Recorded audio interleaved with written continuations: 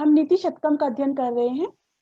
नीति शतकम के अभी तक हम 40 श्लोकों का अध्ययन कर चुके हैं, जिसके अंतर्गत मूर्ख पद्धति, विद्युत पद्धति, मानसौर्य पद्धति के श्लोकों का अध्ययन कर चुके हैं। और अब हम अर्थ पद्धति का अध्ययन कर रहे हैं, जिसके कतिपय श्लोकों का अध्ययन हम पूर्व क्लास में कर चुके हैं। आगे देखते हैं 41वें श्लोक से। दानम भोगो नासस्तिस्रो गतयो भवन्ति वित्तस्य यो न ददाति न भुंक्ते तस्य तृतीया गतिर्भवति। बहुत ही सुंदर श्लोक है, जिसमें ये बताया गया कि धन यदि किसी के पास है, अर्थ किसी के पास है, तो उसको क्या उपयोग कर सकता है व्यक्ति। धन की 3 गतियां होती हैं। पहली, दानम, धन को दान दे दो। तुम्हारे पास यदि धन है, उसे दान करना चाहिए। यथा योग्य व्यक्ति को यथा योग्य, यथाशक्ति और यथा पात्र दान देना चाहिए व्यक्ति को। दूसरा, भोग, उसका उपभोग करना चाहिए। यदि धन है, संपत्ति है, तो उसका उपभोग करना चाहिए अपनी सुख सुविधाओं में। और तीसरा है नाश।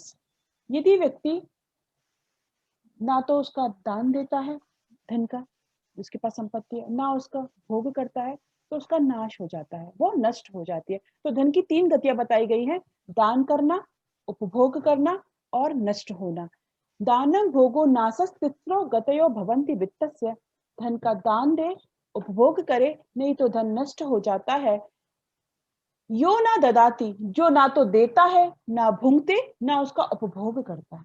किसी को दान को देता नहीं है, ना उसे उपभोग करता है। यानी किसी के पास अपार संपत्ति है, उसको संग्रहित करके रखा हुआ है, ना तो उसका दान दे रहा है और ना ही खुद अपनी सुख सुविधाओं में भोग कर रहा है। आप लोग देखते हो कई बार ऐसे कुछ व्यक्ति होते हैं, उनके पास बहुत धन संपत्ति होती है, लेकिन लगते ऐसे कि जैसे उनके पास कुछ नहीं है, किस प्रकार से रह रहे हैं, ना वो किसी को कुछ देते हैं। तो क्या होता है, अंततः उनका धन नष्ट हो जाता है, या तो चोर चुरा के ले जाएंगे या किसी प्रकार का उन्हें नुकसान हो जाएगा। तो ये धन की 3 गतियां आचार्य भर्तृहरि ने बताई हैं: दान देना, उपभोग करना और नष्ट होना। धन की 3 गतियां हैं, 3 स्थितियां होती हैं। यह माने जो व्यक्ति ना माने नहीं, क्या ददाती माने देता है, यानी ना तो उसको दान में देता है, ना भुंगते, ना उपभोग करता है, तस्य तृतीया गतिर्भवति, उसकी तीसरी अवस्था ही हो जाती है। उसकी धन की तीसरी ही अवस्था हो जाती है। ये बात यहाँ पे बताई गई है। इसलिए ये बात यही स्पष्ट करें आचार्य भर्तृहरि कि धन को दान, परोपकार जैसे उत्तम कार्यों में लगाना चाहिए। यही बुद्धिमानी है कि व्यक्ति को अपनी यथाशक्ति, यथा सामर्थ्य व्यक्ति को दान देते रहना चाहिए, जितना उसका। और कहा जाता है कि जितना भी व्यक्ति अर्जित करता है, उसमें से 10% तो निकालना ही चाहिए और उसका उपभोग करना चाहिए। यदि है आपके पास, तो अपनी सुख सुविधाओं में उपभोग करो, उसे तदनुसार जीवन यापन करो। मनुष्य को उसके भोग के कार्यों में खर्च करना चाहिए। कि लेकिन जो व्यक्ति ना तो धन का दान करता है, यानी किसी को जरूरत है तब भी नहीं देता, ना उसे अपने उपभोग में लेता है, तो धन का नाश होना स्वाभाविक है। इसलिए इससे क्या सीख मिलती है कि धन को उचित रूप में हमें उसका व्यय करना चाहिए। ऐसा नहीं कि हम धन है तो पूरा सुख सुविधाओं में पूरा खर्च कर दिया, कुछ बचा के नहीं रखा। बचत की प्रवृत्ति भी होनी चाहिए और उसको दान भी देना चाहिए। ये नहीं कि सारा अपनी सुख सुविधा में ही हमने खर्च कर लिया। किसी को आवश्यकता है, दिख रहा है, किसी को बहुत जरूरत है और हमारे पास पैसा है, तो हमें उसकी सहायता करनी चाहिए। तो इस प्रकार से धन का हमेशा सदुपयोग करना चाहिए, उसे अपने लिए भी और दूसरों के लिए भी, परोपकार के कार्य पर भी खर्च करना चाहिए। और जो व्यक्ति ऐसा नहीं करता है, उसका धन का विनाश स्वतः ही हो जाता है।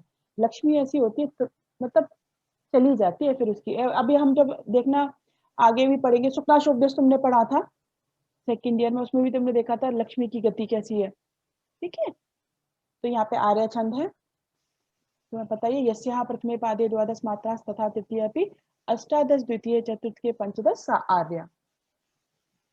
अगला श्लोक देखते हैं। मणिसाणो लीढ़ः समर विजयी हेति दलितो मदक्षिणो नागः सरदि सरितः स्यानुकूलिनः कलाशेषश्चन्द्रः सुरतमृदिता बालवनिता तन्निम्ना शोभन्ते गलित विवाश्चार्थीषु जनः।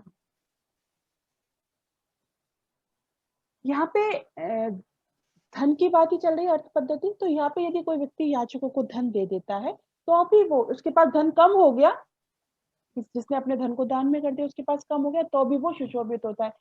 तुम जानते हो ना रघु की, उन्होंने अपना सर्वस्व दान कर दिया था, तो रघुवंश, सूर्यवंश था, वो रघुवंश के नाम से प्रसिद्ध हो गया।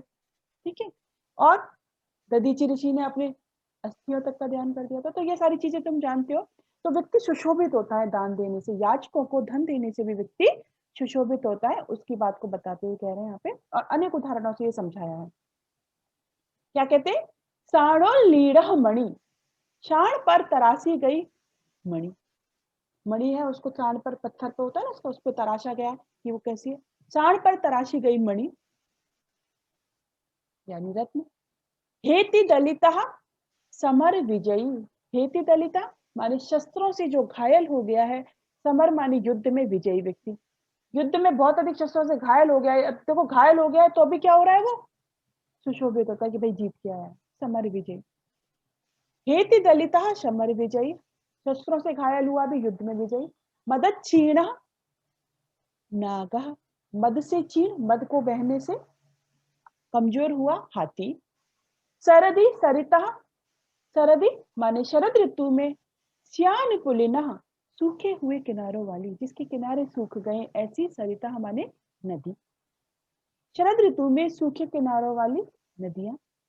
कला शेष चंद्र, एक कला मात्र शेष रहने वाला, चंद्रा माने चंद्रमा। चंद्रमा की 64 कलाएं होती है, या उसकी कलाएं घटती जा रही है तो अभी वो सुशोभित होता है, सुंदर लगता है ना, बहुत छोटा सा जब वो रह जाता है। कला शेष, एक कला मात्र शेष रहने वाला चंद्रमा। सुरत मृदिता बाल बनिता, रति क्रीड़ा में, जिस रति क्रीड़ा से जो अत्यंत शांत हो गई है, थक गई है, ऐसी बाल वनिता माने नवयुक्ति। और गलित विवाह चाठीषु जनः, क्या कह रहे हैं? अर्थिषु माने जो याचकों को, जो मांगने वाले हैं उनको, जनः ऐसे व्यक्ति कौन से? गलित विवाह, जिनकी धन संपत्ति कम हो गई है। याचकों को दान देने से, याचकों को अपने धन को बांटने से जिनकी धन संपत्ति कम हो गई है, ऐसे मनुष्य तन निम्ना माने क्षीणता होने पर भी, यानी कम हो गए। देखो बेटा, मणि है, नुकसान में किसी तो उसमें थोड़ा सा कमी आई होगी। जो युद्ध में कोई व्यक्ति घायल हुआ है, समर युद्ध में जो विजयी हुआ है, और लेकिन जो शस्त्रों से घायल है यानी निम्ना, यानी यदि कम स्थिति में है, क्षीण हो रहे हैं, तब भी ये सब लोग सुशोभित होते हैं, तब भी ये सभी लोग सुशोभित होते हैं। ये एक बात कह रहे हैं, यानी कि ये सब वस्तुएं क्षीण यानी हल्की होती हुई सुंदर लगती हैं, जैसे सांड पर तराशी गई मणि, शस्त्रों से घायल हुआ किंतु युद्ध में विजयी रहने वाला योद्धा। एक व्यक्ति है जो शस्त्रों से घायल, और एक व्यक्ति है जो बिल्कुल सही है, उसको कोई चोट नहीं लगी, लेकिन जो युद्ध छोड़ के भाग गया, क्या वो सुशोभित होगा? या जिसको, जो शस्त्रों से घायल है व्यक्ति को, जो शस्त्रों से घायल है, ये कहते हैं ना, वाह इसने कितनी वीरता के साथ युद्ध लड़ा, वो विजयी भी है। तो शस्त्रों से घायल युद्ध, शस्त्रों से घायल किंतु युद्ध में विजयी मनुष्य। मद के बहने से कमजोर हुआ हाथी। शरद ऋतु में जल की कमी के कारण सूख गई किनारे जैसी, किनारे वाली नदियां। और एक कला मात्र रहने वाला चंद्रमा। रति क्रीड़ा के समय मसली हुई नवयुक्ति। और याचकों को बांटने से जिसका धन कम हो गया है, ऐसे ऐश्वर्य वाले मनुष्य सुशोभित होते हैं। तो यहाँ पे ये सारी चीजें बता रहे हैं कि आवश्यकता के अनुसार, यहाँ पे यदि मेन तब देखें तो क्या है बेटा, आवश्यकता के अनुसार जो मनुष्य को दान देता है, अपने धन को बांटता है, वो व्यक्ति यदि कम धन भी रह जाए उसके पास में धन यदि न्यून भी हो गया, तो भी वो सुशोभित होता है। यानी अर्थ का सदुपयोग की बात है, यानी परोपकार के कार्यों में धन को लगाना चाहिए। यही बात यहाँ पे पुनः इसमें सीख दे रहे हैं, विभिन्न उदाहरणों से सुंदरता से इसको समझाया है इन्होंने। तो बहुत ही सुंदर भाव है। यहाँ पे बेटा शिखरिणी छंद है, रसई रुद्र छिन्न यमन सबलागा शिखरिणी। और दीपक अलंकार है। दीपक अलंकार क्या होता है? दीपक अलंकार बेटा वह होता है जिसमें क्या होता है कि अनेक जो कारक होते हैं उनका एक क्रिया से संबंध होता है, अथवा अनेक जो वस्तुएं बात कही गई है उसमें उपमान और उपमेय भाव जिनमें संबंध होता है, उनका एक धर्म से संबंध होता है। इसका लक्षण दिया गया था काव्य प्रकाश में। सकृत विस्तृत धर्म से प्रकटात्मनाम शैव क्रियासु बहविषु कारकस्येति दीपकम। यहाँ पे देखो, एक व्यक्ति की बात कर रहे हैं कि ऐसा व्यक्ति कौन, जिसके कम हो गया है धन, गलित विवाह वाला व्यक्ति। और यहाँ पे उसकी वो प्रकृत है, यानी उसी का वर्णन चल रहा है। और यहाँ पे और सारे जो उदाहरण दिए गए सारे अप्रकृत है, माने तुम सावधान भाषा में समझे तो यहाँ पे भी वो दिखाई नहीं दे रहा है। लेकिन मणि पे तराशी गई, शान पर तराशी गई मणि, युद्ध में विजयी, ये सारे जो व्यक्ति शस्त्रों से घायल युद्ध विजयी। तो यहाँ पे जो जितने सब उदाहरण दिए ना, वो सब किस एक धर्म से संबंध है उनका। तन निम्ना शोभनते, यानी जैसे जिसका धन कम हो गया वो सुशोभित होता है, ऐसे शान पर तराशी गई मणि सुशोभित होती है कम होने पर भी। जो शस्त्रों से घायल युद्ध विजयी पुरुष वही कम होने पर सुशोभित होता है। यानी कि सारे जितना भी वर्णन किया गया जिनमें उपमान उपमेय भाव है, प्रकट और अपकट दोनों का किससे, एक धर्म से संबंध है। तन निम्ना शोभनते, तो वो दीपक अलंकार होता है। और अभी तुम लोग डिटेल में जब एमए में आओगे तब पढ़ोगे ये चीजें, अलंकार वहां पे हम क्या क्या अलंकार है। अगला देखते हैं। परिच्छीणः कश्चित् स्पृहयति यवानां प्रसृतये पश्चात् सम्पूर्णः कलयति धरित्रीं तृणसमाम् अतश्चनैकान्त्याद् गुरुलघुतया अर्थेषु धनिनाम् अवस्था वस्तूनि प्रथयति च संकोचयति च। क्या कह रहा है कि मनुष्य की परिस्थिति व्यक्ति को क्या होता है, व्यक्ति के पास में जैसी परिस्थिति होती है तभी कोई वस्तु बहुत अधिक मूल्यवान हो जाती है, और वही वस्तु कभी उसके लिए मूल्यहीन भी हो जाती है, परिस्थिति के अनुसार है। चलो सर, बहुत ही साधारण बहुत ही सामान्य चीज समझिए, तो अभी हम श्लोक इसमें देखेंगे, अर्थ की बात है, धन की बात है। जैसे एक व्यक्ति है जिसको बहुत अधिक भूख लग रही है, तो खाना कितना अच्छा लगता है, और एक जब पेट भर जाए तो खाना उसके लिए अच्छा लगता है, चाहे उसके लिए कितना ही अच्छा खाना हो, जो उसे बहुत पसंद हो, तो भी यदि उसका पेट भरा तब भी उसको खाने की इच्छा नहीं होती। तो वो उसके लिए मूल्य पता चल गया ना खाने का, कि भूख से पहले और भूख के बाद। उसी प्रकार से ये तो सामान्य समझा। अब यहाँ पे बता रहे हैं कि मनुष्य की परिस्थिति कैसी होती है धन के संदर्भ में। तो वस्तुओं की जो, कौन सी वस्तु कब उसके लिए मूल्यवान हो जाती है और कौन सी वस्तु कब उसके लिए मूल्यहीन हो जाती है, यह बात समझाते हुए कह रहे हैं। कश्चित माने कोई, परीक्षीणा माने निर्धन व्यक्ति। कोई निर्धन व्यक्ति क्या करता है, पहले तो यवानाम माने जौ के दानों के लिए, और वो भी कैसे, प्रसृतये माने अंजलि मात्र के लिए, थोड़े से दानों के लिए। कोई निर्धन व्यक्ति अंजलि मात्र के लिए, थोड़े से जौ के दानों के लिए क्या करता है, स्प्रयहति माने इच्छा करता है। जो बहुत बुद्धि गरीब है उसको ये सोचता है ना कि थोड़ा सा खाना मिल जाए मुझे, तो आज का पेट भर भोजन मिल जाए बस। तो थोड़े से अंजलि मात्र जौ के दानों के लिए क्या करता है, वो इच्छा करता है।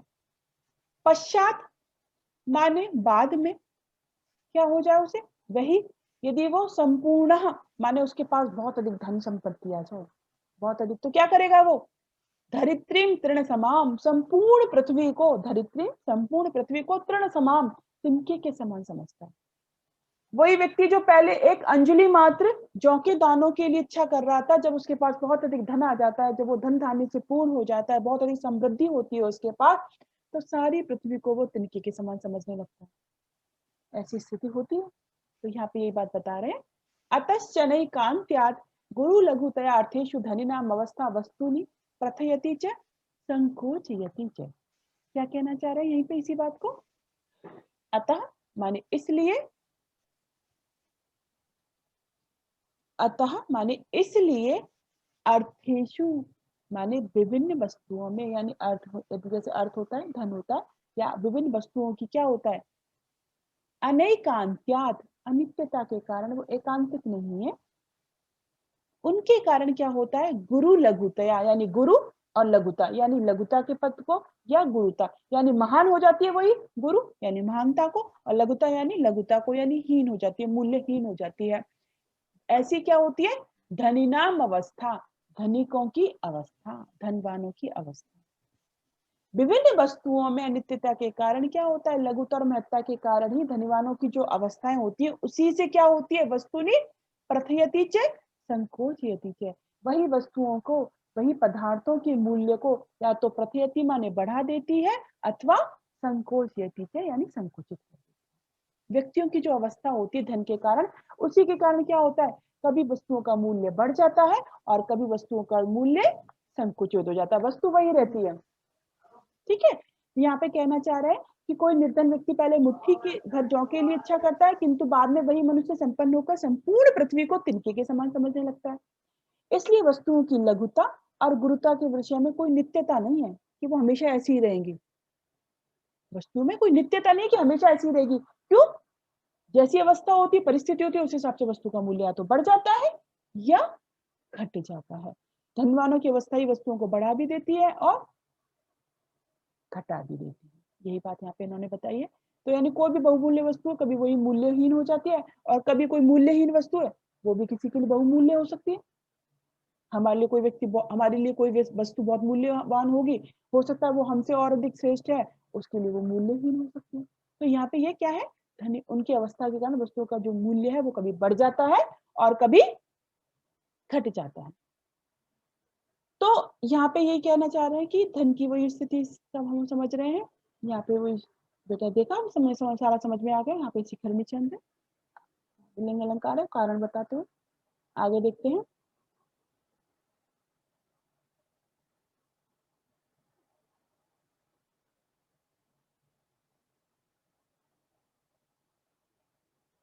राजन दुदुक्षसि यदि क्षिति धेनु मेताम तेनाद्य वस्मिव लोक मम पुषाण तस्मिंश्च सम्यग् अनिशं परिपोष्यमाणे नाना फलैः फलति कल्पलतैव भूमि। यहाँ पे उपदेश दे रहे हैं वो कि राजा को अपनी प्रजा का पालन कैसा करना चाहिए। ठीक है, यानी एक राजा के लिए एक उपदेश दे रहे हैं भर्तृहरि कि किस प्रकार से अपनी प्रजा का पालन करना चाहिए। देखते हैं। राजन दुदुक्षसि यदि क्षिति धेनु मेताम, यदि एताम क्षिति धेनुम दुदुक्षसि, यदि तुम क्या करना चाहते हो राजन, हे राजा, यदि तुम एताम माने इस, क्षिति धेनुम पृथ्वी रूपी गाय को, क्षिति माने पृथ्वी, धेनु माने गाय, इस पृथ्वी रूपी गाय को दुदुक्षसी माने दोहना चाहते हो, इस पृथ्वी रूपी गाय को तुम दोहना चाहते हो, उससे उसके धन धान्य को, उसकी संपदा को यदि लेना चाहते हो तो क्या करो, तेन अद्य, तो अब अद्य माने अब क्या करो, बस समिव बछड़े के समान, अमुम लोकम इस लोक को, यानी इस प्रजा को, अपनी जो प्रजा है उसको क्या करो, पुषाण माने पालन करो। यदि तुम हे राजन इस पृथ्वी रूपी गाय को यदि तुम दोहना चाहते हो तो क्या करो, बछड़े के समान, उसकी पृथ्वी की प्रजा जो है वो उसके लिए बछड़े के समान है, तो उसका तुम पालन करो। तुम अपनी प्रजा का, अपने जो लोग हैं, अपने राज्य के संपूर्ण जो लोग हैं उनका बछड़े के समान पालन करो। और क्या कह रहे हैं, तस्मिन तस्मिन च अनिशम सम्यक परिपोष्यमाणे, क्योंकि तस्मिन माने उसके, अनिशम माने रात दिन, निरंतर, सम्यक माने भली प्रकार से, परिपोष्यमाणे माने पालन पोषण किए जाने पर, यदि उसको निरंतर और भली प्रकार से पालन पोषण किया जाए तो क्या करती है, भूमि नाना फलई फलती कल्पलतैव भूमि, तो यह जो भूमि है, यह जो पृथ्वी है, वो कल्पलता एव, कल्पलता की तरह नाना फल ही, अनेक फलों को देने वाली होती है, अनेक फलों को प्रदान करने वाली होती है। यदि पृथ्वी को निरंतर और भली प्रकार से पोषण किया जाए तो वह नाना प्रकार के फलों को देने वाली होती है। तो हे राजन, यदि तुम इस पृथ्वी रूपी गाय को दूहना चाहते हो, यानी उससे धन संपत्ति प्राप्त करना चाहते हो, तो इसके बछड़े के समान इसकी प्रजा का पालन करो, और यदि उसको निरंतर और अच्छी प्रकार से पालन पोषण किया जाए तो यह जो पृथ्वी है वो कल्पलता के समान अनेक फलों को प्रदान करने वाली होती है। ये बात यहाँ पे बताई गई है। तो यहीं पे क्या कहना चाह रहे हैं, राजाओं को पृथ्वी का भली भांति पालन पोषण करना चाहिए। ऐसे नहीं कि अपनी बस सुख सुविधाओं में लगे हुए उसका, और यदि वो पृथ्वी का भली भांति पालन पोषण करते हैं, अपनी प्रजा का ध्यान रखते हैं, तो उनको मनोवांछित अभिलाषाओं की प्राप्ति हो जाती है। तो इसलिए प्रजाजनों से प्रेम करना चाहिए। तो ऐसी जब वो होते हैं तो उनका राज्य उनके लिए और अधिक सुख समृद्धि प्रदान करने वाला होता है। ऐसी पृथ्वी उनकी मनोवांछाओं को कल्पलता के समान, कल्प वृक्ष होता है ना, जैसे मनुष्य की सारी इच्छाओं को पूरी कर देता है, उसी प्रकार से भूमि उसकी सारी इच्छाओं को पूर्ण करने वाली हो जाती है। जब देखोगे तो इसमें तुम्हें समझ में अपने आप आ जाएगा। वसंत तिल का छंद है, इसमें रूपक और उपमा अलंकार है, उपमा भी है कल्पलता के समान, और क्षिति धेनु गाय पर, वो पृथ्वी पर गाय का आरोप है, तो यहाँ पे रूपक अलंकार भी है। मैं तुम्हें अभी शॉर्ट में बता देती हूँ ताकि तुम्हें एक चीजें समझ में आए।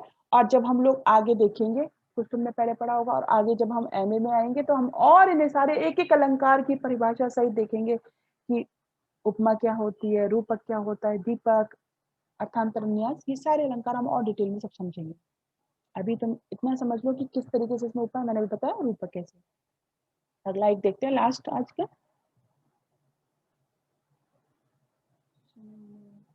सत्यानिता च परुषा प्रियवाद नीचे हिंसा दयालुरपि चार्थ परा वदान्या नित्य व्यय प्रचुर नित्य धनागमाचे वारांग निवृत्ति अनेक रूपा। राजनीति विविध रूपों वाली होती है, इस विषय को बता रहे हैं। सत्या माने सच बोलने वाली होती है, अनृता माने झूठ बोलने वाली होती है, परुषा माने कठोर बोलने वाली होती है, प्रियवादिनी माने प्रिय वचन बोलने वाली होती है। कभी कभी कैसी होती है, हिंसा माने हिंसक होती है, दयालु रपी कभी दयालु होती है, अर्थपरा कभी धन की लोभी होती है, वदान्यचे कभी दानशीला होती है, नित्य व्यय नित्य व्यय करने वाली होती है, हमेशा खर्च करने वाली होती है, प्रचुर नित्य धनागमाचे और कभी नित्य या पर्याप्त धन को कमाने वाली होती है। कैसी होती है राजनीति, नृप नीति राजाओं की नीति, वारांगना एव यानी वैश्या के समान अनेक रूपों वाली होती है। राजनीति वैश्या के समान अनेक रूपों वाली होती है, कभी सत्य बोलने वाली होती है, कभी झूठ बोलने वाली, कभी कठोर बोलने वाली, कभी प्रिय वचन बोलने वाली, कभी हिंसक तो कभी दयालु, कभी धन की लोभी तो कभी दानशील, कभी नित्य व्यय करने वाली तो कभी नित्य पर्याप्त धन को लाने वाली होती है। तो राजाओं की नीति जो होती है वो वैश्या के समान अनेक रूपों वाली होती है, यहाँ पे ये बात बता रहे हैं। ठीक है, क्या कहना चाह रहे हैं यहाँ पे, राजनीति के विविध रूपों के बारे में बताया, राजनीति राजा की नीति। तो यहाँ पे राजनीति की तुलना वैश्या से की गई है। ठीक है, कभी कहता है जैसे कि क्या होता है, वैश्या अपना लक्ष्य सिद्ध करने के लिए भिन्न भिन्न पुरुषों के साथ भिन्न भिन्न प्रकार का व्यवहार करती है, उसी प्रकार राजा की नीति भी भिन्न भिन्न लोगों के साथ में विभिन्न प्रकार के रूपों को धारण करती है, विभिन्न प्रकार का व्यवहार करती है। जैसे वैश्या करती है ना, वैसे ही राजा की नीति। वैश्या की तरह राजाओं की नीति कभी सच्ची बोलने वाली, कभी झूठ बोलने वाली, कभी कठोर वचन बोलने वाली, कभी मधुर तो कभी दान देने वाली, तो कभी धन का खर्च करने वाली, कभी संग्रह करने वाली, कभी अत्यधिक मात्रा में धन को प्रदान करने वाली होती है। इस प्रकार अवसर के अनुसार राजा भी अपनी नीति में परिवर्तन करता है, जैसा अवसर होता है वैसे ही राजा की नीति होती है। आवश्यकता अनुसार नीति को बदलकर वह अपने कार्य को सिद्ध करना चाहता है, क्योंकि वह सबके समान नीतिपूर्ण व्यवहार, एक समान व्यवहार नहीं कर सकता सबके साथ में, उसका व्यवहार अलग अलग होता है, अवसर के अनुकूल होता है। तो यहाँ पे उसकी राजनीति की तुलना बेटा किससे की गई है, एक वैश्या से तुलना की गई है। इस श्लोक में भी हमने देखा, देख लोगे तो वसंत तिल का छंद है, उपमा अलंकार है और विरोधाभास अलंकार भी है, क्योंकि दोनों चीज दिख रही, कभी ऐसी है कभी वैसी है, तो विरोधाभास अलंकार भी है, उपमा भी है, क्योंकि वारांगना से तुलना की गई है इसकी। ठीक है, तो इस प्रकार हमने देखा यहाँ पे राजनीति की तुलना की गई। तो अभी तक हमने आज 45 श्लोक का अध्ययन कर लिया है, आगे की क्लास में हम आगे के श्लोकों का अध्ययन करेंगे।